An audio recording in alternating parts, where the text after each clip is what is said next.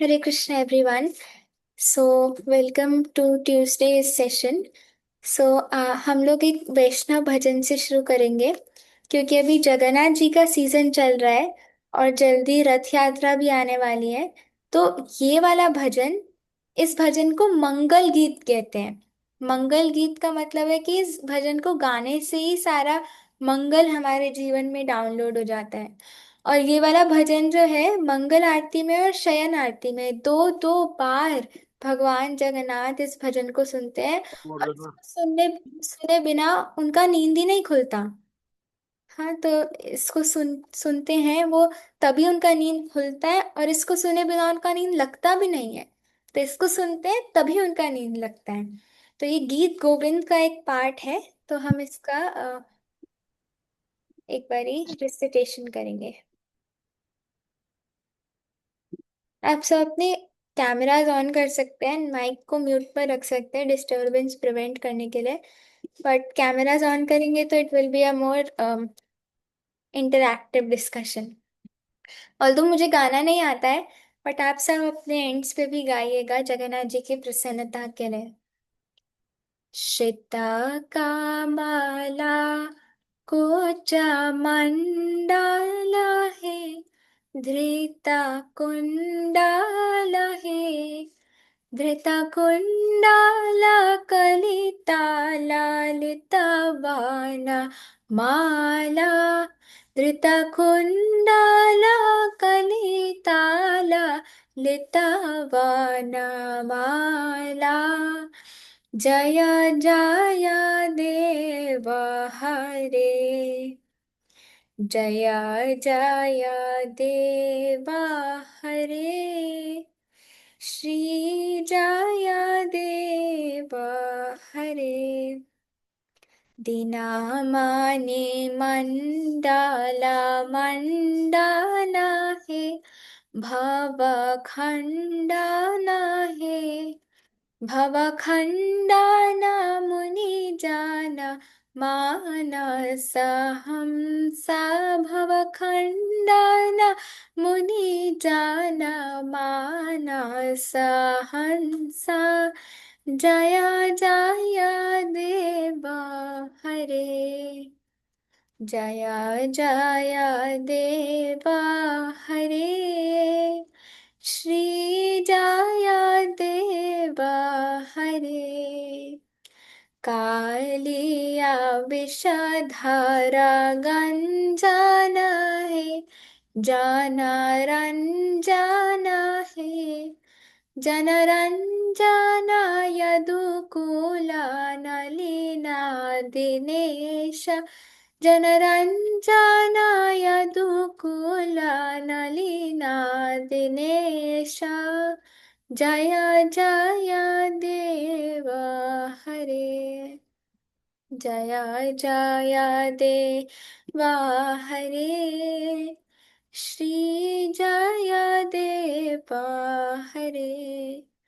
मधु मोरा नरक विनाशन है, गरुड़ासन है, गरुड़ासन सुर कोला के लिए निदान, गरुड़ासन सुर कोला के लिए निदान।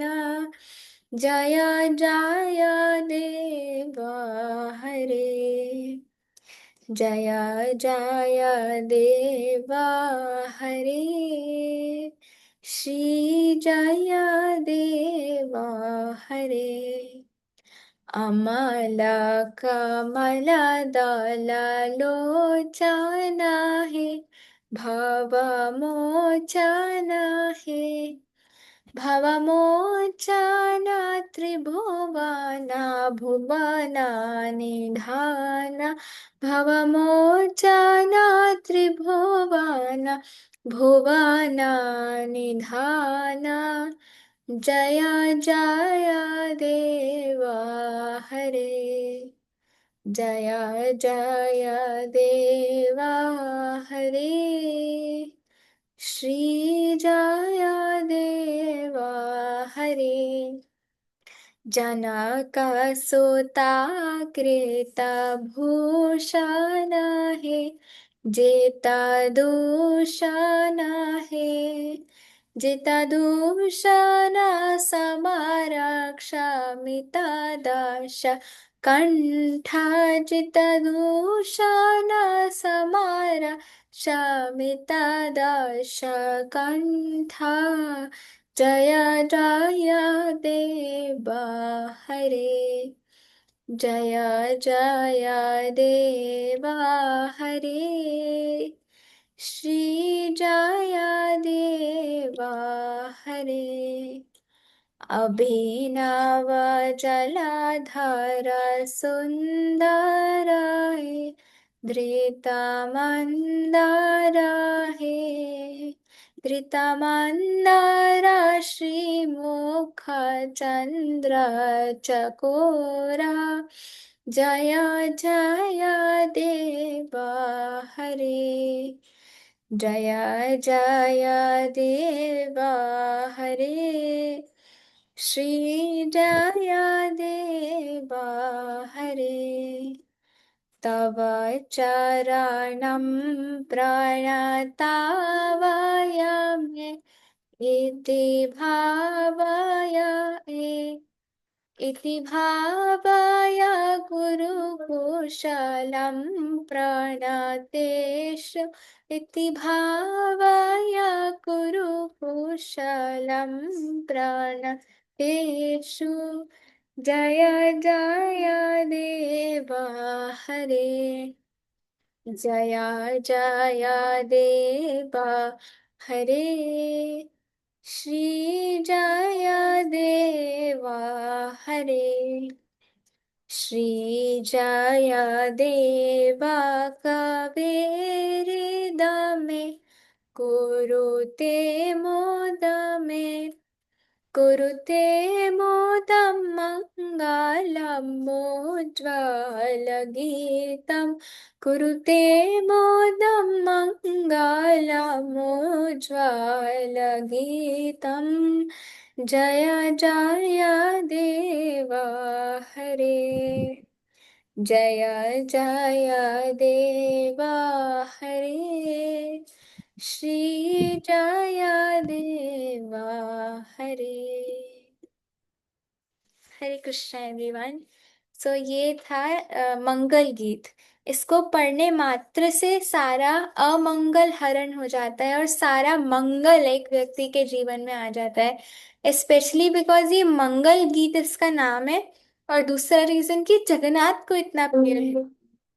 तो क्योंकि ये जगन्नाथ को इतना प्रिय है, इसलिए ये सब भक्तों को भी उतना ही प्रिय होता है, ताकि वो जगन्नाथ को सुनाकर उनको प्रसन्न कर सकें इस गीत को। ओके, सो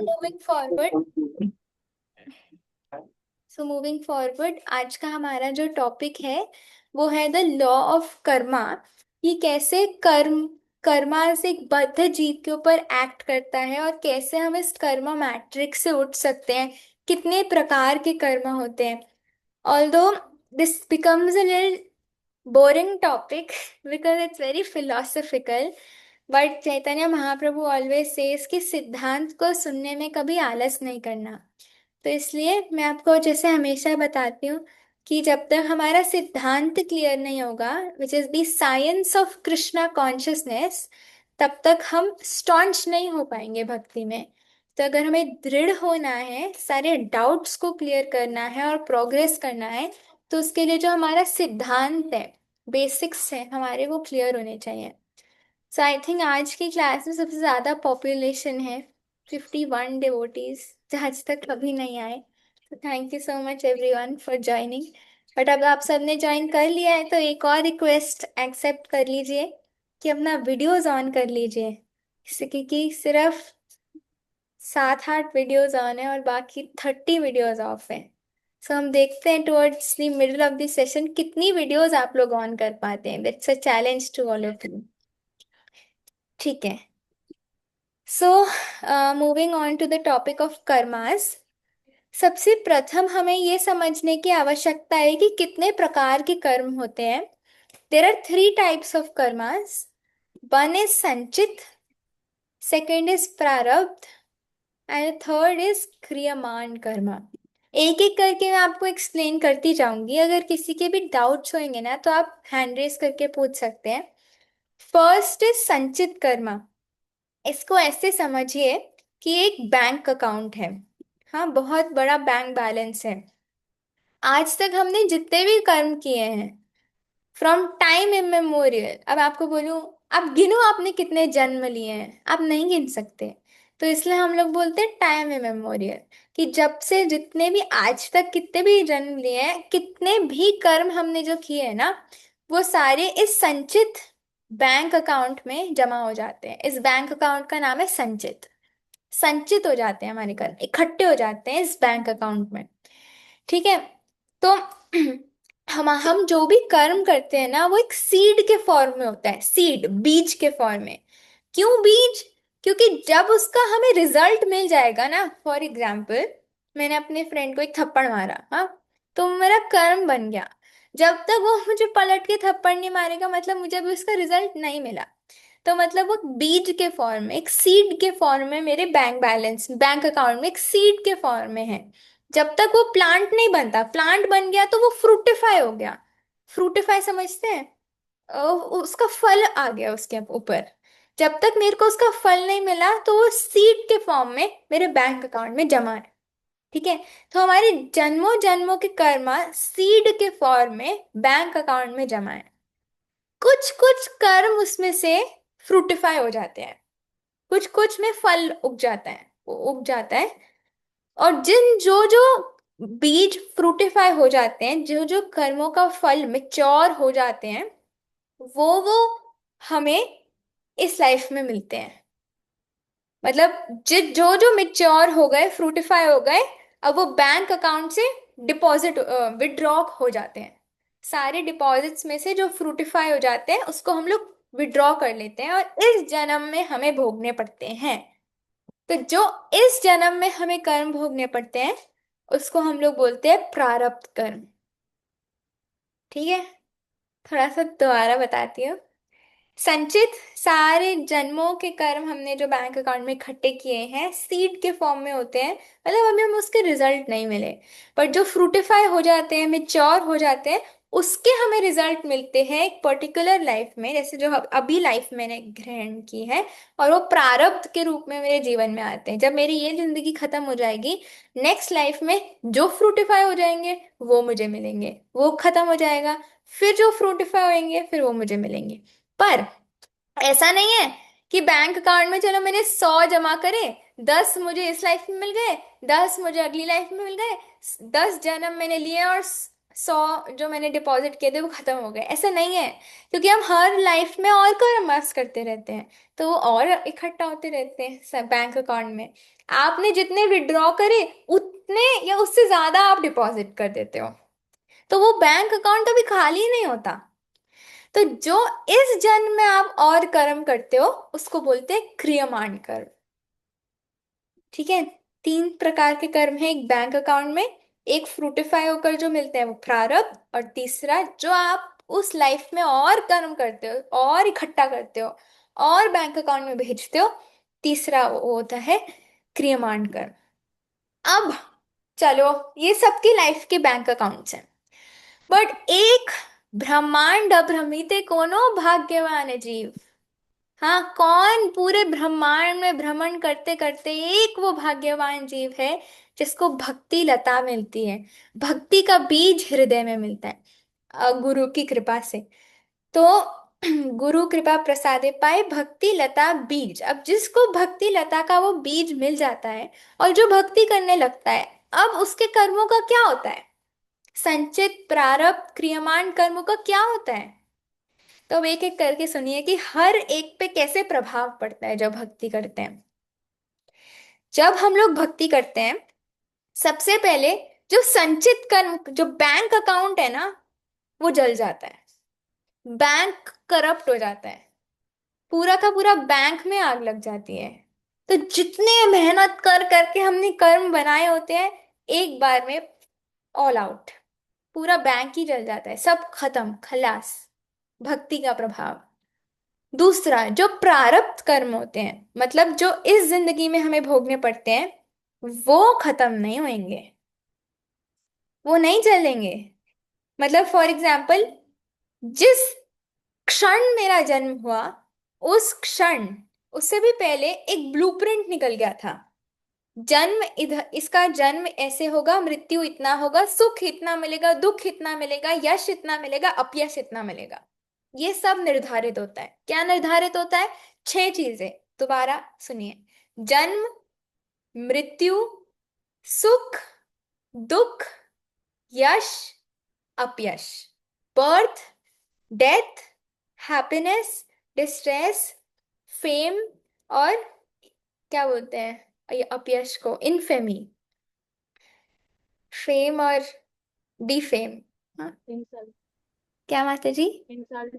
इंसल्ट, यस। क्रिटिसिज्म, इंसल्ट, मतलब जितनी भी वो सब चीजें। तो ये छह चीजें फिक्स होती हैं। भक्ति करने से प्रारब्ध में कोई असर नहीं, क्योंकि वो ब्लूप्रिंट है, पीडीएफ फॉर्म। पीडीएफ में चेंज कर सकते हो आप? नहीं करना है चेंज तो वर्ड डॉक्यूमेंट में कर सकते हो, पीडीएफ में नहीं कर सकते। है ना? तो वो पीडीएफ निकल गया, ब्लूप्रिंट निकल गया, उसमें आप चेंजेस नहीं कर सकते। तो प्रारब्ध कर्म कैसे खत्म होंगे? सह के। Only tolerate. दुख आया, सह लो। सुख आया, उसको भी सह लो।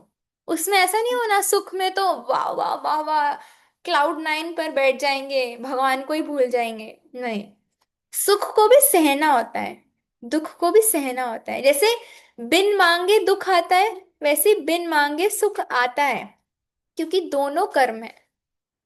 कभी कभार हम सोचते हैं कि हम पाप करेंगे, फिर कुछ चैरिटी कर देंगे, दान दे देंगे, कुछ पुण्य कर लेंगे तो पाप खत्म हो जाएंगे। नहीं, शास्त्र कहते हैं कि पुण्य और पाप कभी भी एक दूसरे से नहीं कटते, कभी भी एक दूसरे से नहीं कटते।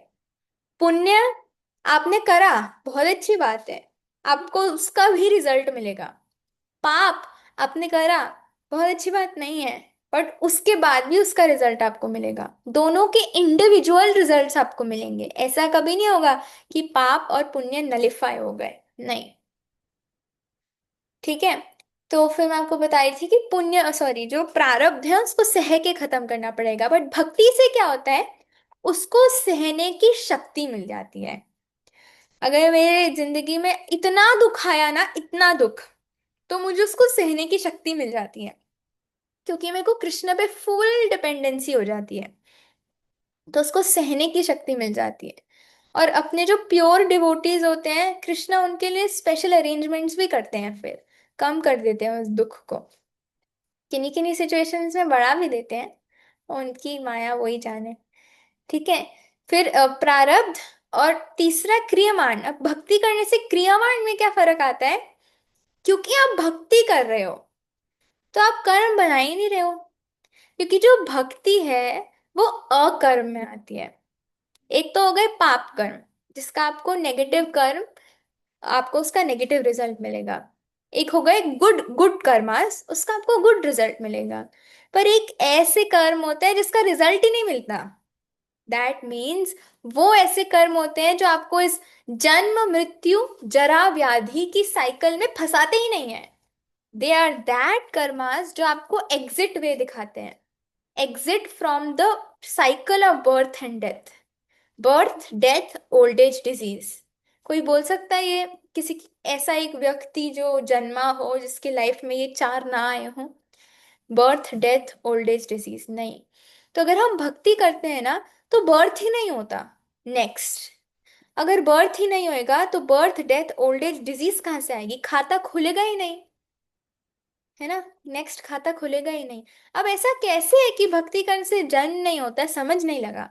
तो इसको समझने के लिए बहुत इजी फॉर्मूला है। अगर आप सब कुछ कृष्ण की प्रसन्नता के लिए करोगे, अपनी प्रसन्नता के लिए नहीं, अपने स्वार्थ के लिए नहीं, अगर हम हर चीज कृष्ण की प्रसन्नता के लिए करेंगे, तो हम कर्म नहीं बनाते, ना हम कर्म के जंजाल में फंसते। और जो भी बैंक बैलेंस में था वो खत्म हो गया, फ्लैश आउट, एकदम समाप्त हो गया। जो अभी इस जन्म में है वो भोग लिया, और कर्म करा ही नहीं। तो अगला जन्म ही कैसे होएगा? आपका आपका पूरा जो chart biodata will be crystal clear, crystal clear.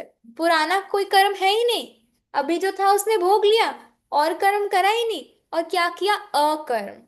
That means action only for the pleasure of Krishna. भक्ति का कर्म किया, जो कर्म में आता ही नहीं, मटीरियल बॉन्डेज में आता ही नहीं, मटीरियल कर्मा मटीरियल बॉन्डेज में आता ही नहीं। उस कर्म से तो हम मटीरियल बॉन्डेज से निकल जाते हैं, मटीरियल सफरिंग से निकल जाते हैं। तो फिर we are eligible to go back home, back to godhead. This is a way to attain Krishna. This is the law of three types of karmas which I told. अब अगर हमारी life में चाहे सुख आए चाहे दुख आए, बट ये तीन डिटर्मिनेशंस हमें हमेशा आनी चाहिए, ये तीन चीजें हमें हमेशा याद होनी चाहिए। प्रथम है, भगवान की कृपा की वेट करनी चाहिए। अगर बहुत प्रतिकूल परिस्थिति आए, तबीयत खराब हो गई है, सब कुछ सोचो, सब कुछ प्रतिकूल व्यवस्था आपकी जिंदगी में आए, मेरे को नहीं पता इंडिविजुअली क्या क्या होती है, बट कितनी भी जो भी बैड सिचुएशंस हो गई, उसमें भी फर्स्ट हमें ये सोचना चाहिए कि wait for the mercy of Lord. भगवान कृपा करेंगे, अवश्य करेंगे, इस पे पूर्ण भरोसा होना चाहिए। पूर्ण भरोसा, भगवान कृपा करेंगे, अवश्य करेंगे। कभी कभार जब हम लोग डिफिकल्ट सिचुएशंस में होते हैं ना, मैंने पर्सनली ऐसा अनुभव किया है कि बुद्धि नहीं काम करती, बुद्धि होती है वो काम नहीं करती। हाँ, ऐसा लगता है कि क्यों मेरे साथ ये होता है, क्यों?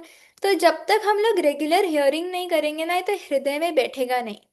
तो जब तक हम बार बार सुनते रहेंगे, सुनते रहेंगे, सुनते रहेंगे, तो धीरे धीरे कर कर जब हम लोग एक्चुअली उस परिस्थिति में होंगे, तब हम कृष्ण पे फुली डिपेंड हो पाएंगे। तो first, we should wait for the mercy of Lord. Second is, while waiting we should tolerate sukha and dukha patiently. Patiently we should tolerate sukha and dukha. And third, और पाप commit नहीं करने, जो है उसको हम एक तो सह रहे हैं, हाँ, और ऐसा होता जाए कि और भी करते जा रहे हैं, तो फिर आगे उसको भी तो सहना पड़ेगा ना। तो और मत करो, जो है उसको सह लो, और भगवान की कृपा की वेट करो और कृपा की याचना करो। तो और इस पर पूर्ण भरोसा करो कि भगवान कृपा करेंगे, अवश्य करेंगे। भगवान का ना एक नेचर होता है, जब तक हम लोग पूरी तरीके से उन पे सरेंडर नहीं करते ना, ही डजंट टेक एक्शन। जैसे आप द्रौपदी महारानी के केस में देख लो, हाँ, उन्हें उन्होंने जब उनका चीर हरण हो रहा था, वस्त्र हरण हो रहे थे, उन्होंने बोला गोविंद बचाओ। भगवान द्वारका में थे, प्रसाद पा रहे थे, हाँ, उन्होंने रुक्मिणी देवी को बोला इमरजेंसी कॉल, जाना पड़ेगा। रुक्मिणी देवी ने कहा क्या हुआ? He said I don't have time to tell you, just sit on the vehicle, Nandighosh रथ पे बैठ जाओ और चलो। और मन की गति में भगवान आए, मन की गति से भगवान पहुंच गए all the way to Hastinapur. Dwarka से हस्तिनापुर इज लाइक अहमदाबाद से दिल्ली, फ्लाइट लेनी पड़ती है। मन की गति से भगवान पहुंच गए, मन की गति से। और जैसे ही भगवान पहुंच गए, रुक्मिणी देवी कहती वो तो हक्की बक्की रह गई कि भाई क्या हो क्या गया है। भगवान ने कहा मेरे पास समय नहीं है आपको बताने के लिए, इट्स इमरजेंसी सिचुएशन। हस्तिनापुर में जाकर रथ रोक दिया, अंदर ही नहीं जा रहे। द्रौपदी महारानी के लिए सब कुछ छोड़कर जो भाग कर चले आए थे, अब खड़े हुए हैं, अंदर ही नहीं जा रहे बचाने के लिए, उनको जा ही नहीं रहे। रुक्मिणी देवी कंफ्यूज्ड। रुक्मिणी देवी ने तब देखा कि क्या क्या हाल हो रहा है द्रौपदी महारानी का, तब उन्होंने कहा कि आप जा क्यों नहीं रहे उनको बचाने के लिए, जिनके लिए आप सब कुछ छोड़ के आए, आप मेरे आंखों के सामने ये परिस्थिति हो रही है, आप कुछ क्यों नहीं कर रहे? क्योंकि फिर वो बोलते कि तब तो उसने मुझे बुलाया था तो मैं आ गया, बट अब मुझे याद ही नहीं करती, तो मैं नहीं जाऊंगा बचाने के लिए। क्यों? आपके सामने आपकी बहन आपको पुकार रही थी, अब तो जाओ बचाने के लिए। अब तो नहीं पुकार रही ना, अब मैं नहीं जाऊंगा, क्योंकि उस टाइम पर द्रौपदी देवी पांडवों से हेल्प मांग रही थी, आप बचा दो मुझे, आप तो मदद करो, आप तो मदद करो, बट कोई मदद नहीं कर रहा था। फिर उन्होंने एक हाथ ऊपर अपना कर दिया और एक हाथ से साड़ी पकड़ी हुई थी, तब भी भगवान नहीं गए। फिर जब उनको लगा कि भाई बहुत जोर से दुशासन खींच रहा है, मैं नहीं अपने आप को प्रिवेंट कर पाऊंगी, तो दूसरा हाथ भी छोड़ दिया, तब भी भगवान नहीं गए, क्योंकि दांतों में साड़ी पकड़ी हुई थी। दांतों में साड़ी पकड़ी हुई थी। बट अब जब उनको लगा भाई अब मेरे पास कोई सहारा नहीं है, मैं कुछ नहीं कर सकती, मैं बिल्कुल निसहाय हूं, तब उन्होंने दांतों से भी छोड़ दी और बोला, हे गोविंद बचाओ। उसी क्षण, एट दैट मिली सेकेंड, भगवान ने अवतार ले लिया, वस्त्र अवतार, साड़ी बन गए भगवान। अपने भक्त की लज्जा बचाने के लिए भगवान साड़ी का रूप धारण कर लिया और द्रौपदी महारानी के ऊपर लपेट गए, और दुशासन खींचता जा रहा है, खींचता जा रहा है, और वो खत्म ही नहीं हो रही साड़ी। तो ऐसे भगवान, गजेंद्र का एग्जाम्पल देखो।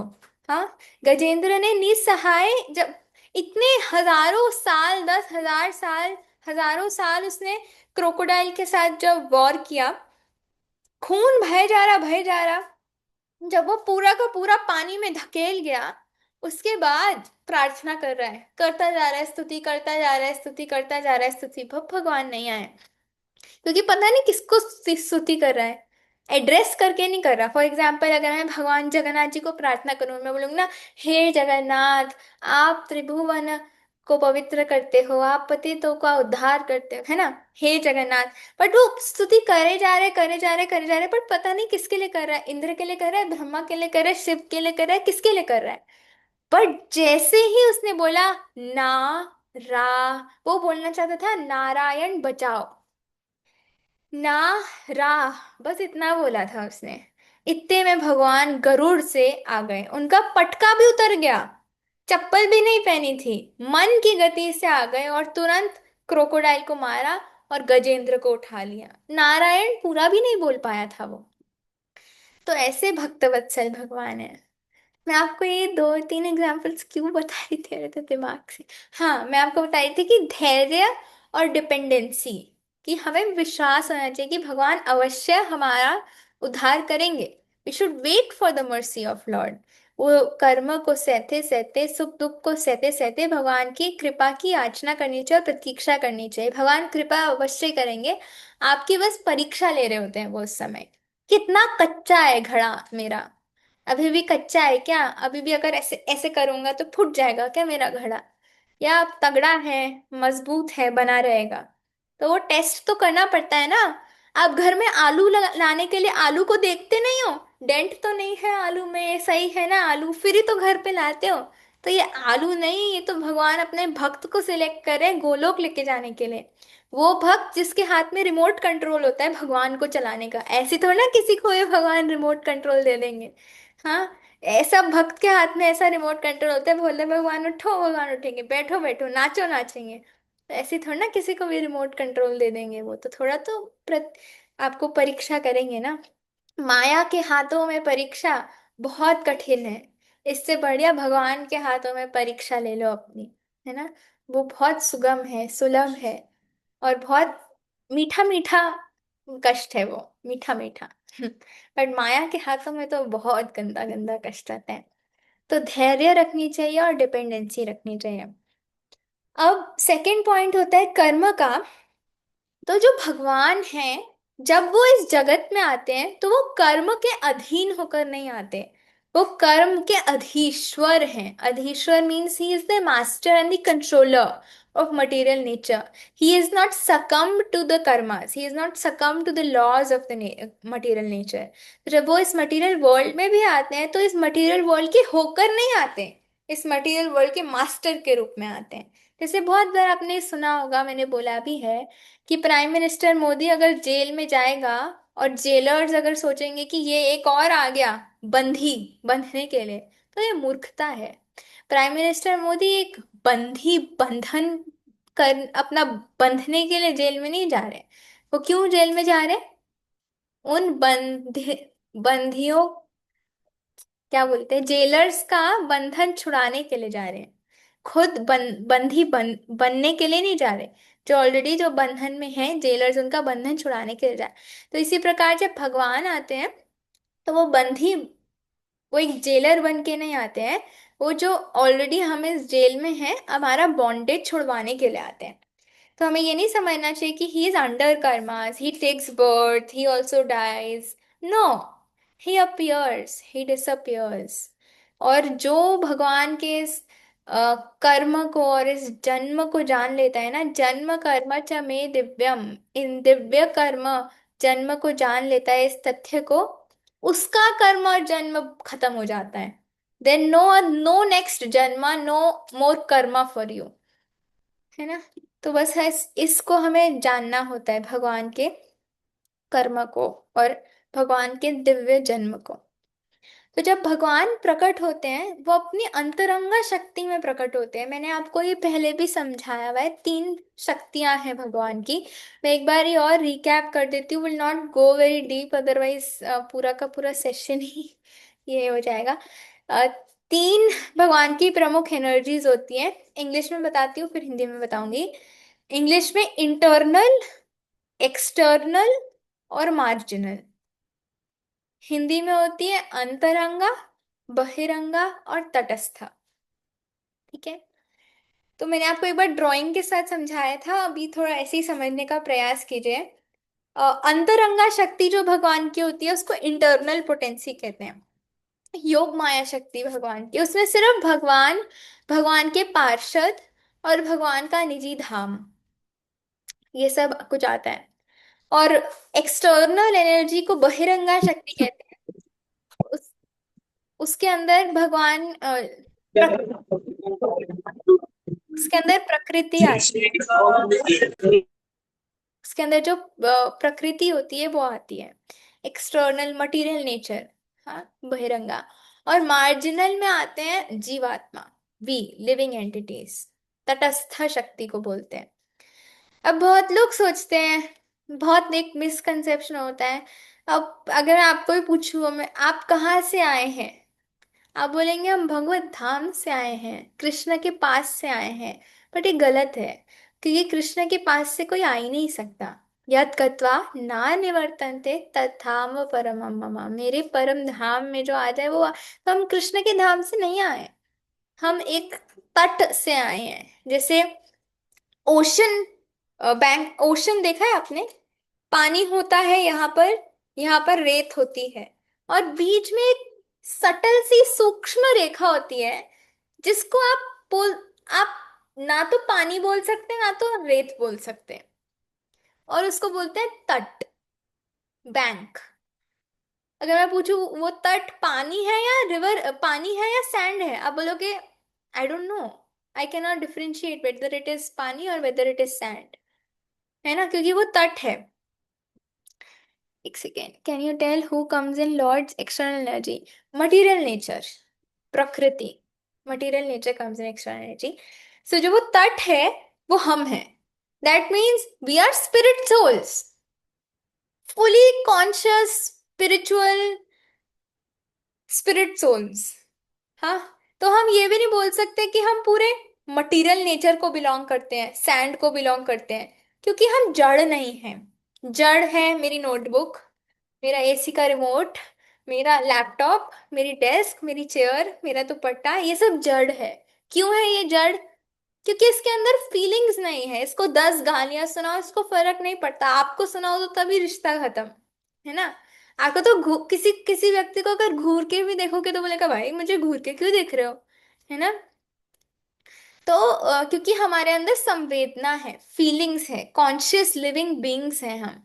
तो इसलिए हम ये नहीं कह सकते कि हम पूरे एक्सटर्नल एनर्जी को बिलोंग करते हैं, बहिरंगा शक्ति को बिलोंग करते हैं, क्योंकि वो जड़ है। ठीक है। और हम ये भी नहीं कह सकते कि हम पूरी तरीके से ओशन को बिलोंग करते हैं, जो भगवान की अंतरंगा शक्ति है, क्योंकि हम भगवान के निजी पार्षद नहीं हैं। होते तो हम इस मटेरियल वर्ल्ड में अभी सड़ नहीं रहे होते। तो इसलिए हम तट पर हैं, तट पर, ना इधर के ना उधर के, बीच में लटके हुए हैं। अब हमारे पास ऑप्शन था कि हम लोग उधर जा सकते थे। उधर जाने का मतलब ध्यान से सुनिए, ये नहीं है कि हम अंतरंगा शक्ति बन जाएंगे। रहेंगे तो हम तटस्थ शक्ति ही, मार्जिनल शक्ति ही रहेंगे, परंतु नित्य रूप से भगवान की सेवा में चले जाएंगे। तो हम देखेंगे भी नहीं कि मटेरियल वर्ल्ड क्या होता है, मटेरियल एम्बैरेसमेंट क्या होती है, मटेरियल सफरिंग क्या होती है। बट हमने क्या किया, कृष्णा आप कैसे एंजॉय कर रहे हो भाई अकेले, मैं एंजॉय कर सकता हूँ। हाँ, तो हमने इधर की जगह इधर नजर डाली, और इधर क्या क्या था, क्या क्या था इधर, मूवीज, नेटफ्लिक्स, रेस्टोरेंट, फैशन, ये सब था। तो माया ने हमें झपट लिया, आ जाओ आ जाओ। तो फिर हम लोग चले गए और माया ने हमें पकड़ लिया। एक बार माया ने हमें पकड़ लिया तो बस हमारा इंडिपेंडेंस वहां पे खत्म। फिर माया जैसे हमें नचाएगी, हम कठपुतली की तरह माया के हाथों में नाचते हैं। है ना, प्रकृति क्रियमाणानि गुणे कर्माणि सर्वशः। तो प्रकृति ही सारे गुणों को कंट्रोल करती है, हमें कंट्रोल करती है, फिर नाचते रहो प्रकृति के हाथों में। बहुत लोग ना एक प्रश्न पूछते हैं बहुत बार, प्रकृति हमें नचवाती है ना, प्रकृति हमसे कर्म करवाती है, तो हमारी क्या गलती, गलती तो प्रकृति की, सहे हम क्यों। समझ रहे हैं आप क्वेश्चन, प्रकृति सब कुछ कंट्रोल करती है, पाप भी प्रकृति ने कराया, तो हम क्यों सहे फिर, हमारी क्या गलती। अब आप देखें, सिंपल सा एनालॉजी है इसका। आप गाड़ी में बैठ के जा रहे हैं, हाँ, ड्राइवर ने ब्रेक मारा, आप क्या बोलेंगे, अरे देख के चला ना, क्यों इतना जोर का ब्रेक मारा, अरे उसने तो ब्रेक मारा क्योंकि सामने ट्रक था, उसने आपको थोड़ा ना ब्रेक मारा, गाड़ी को ब्रेक मारा, आप क्यों चिल्ला रहे हो। अब बोलोगे भाई इतना इजी सा, मैं गाड़ी में बैठा हूं तो मुझे जर्क नहीं लगेगा क्या, मुझे भी लगेगा। अगर आप गाड़ी से बाहर हो